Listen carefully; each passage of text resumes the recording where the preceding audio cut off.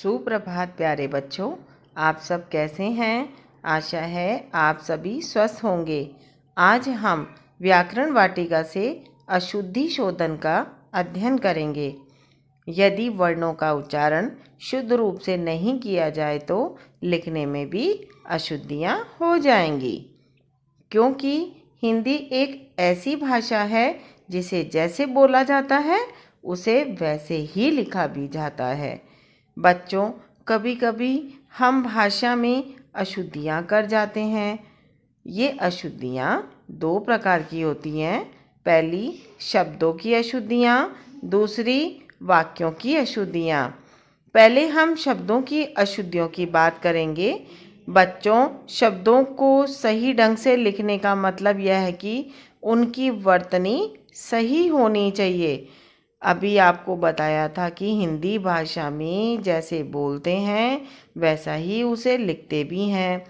इसलिए सही वर्तनी के लिए ज़रूरी है कि हम सही बोले। यदि हम क्षमा का उच्चारण क्षमा करेंगे तो लिखने वाला क्षमा ही लिखेगा। शब्दों की अशुद्धियों के कुछ उदाहरण दिए गए हैं। अशुद्ध और शुद्ध। अंगूठा, अंगूठा। आवाज, आवाज। पृथ्वी, पृथ्वी। परीक्षा, परीक्षा। बच्चों, अब हम वाक्यों में अशुद्धियों की बात करते हैं। सही वर्तनी के साथ वाक्य में प्रत्येक शब्द का एक निश्चित स्थान होता है।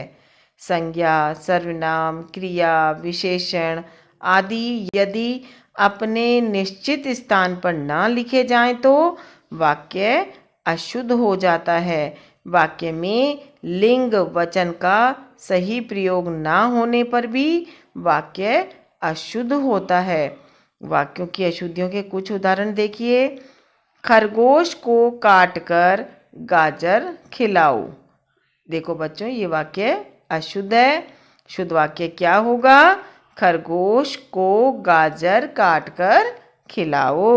हम सुबह की चाय पी लिए। यह अशुद्ध वाक्य है। शुद्ध वाक्य होगा हमने सुबह की चाय पी ली। आशा है बच्चों अब आपको वाक्य शुद्ध करना समझ आ गया होगा। अब आपको इसे ध्यानपूर्वक पढ़ना भी है और वाक्यों को शुद्ध करना भी सीखना है।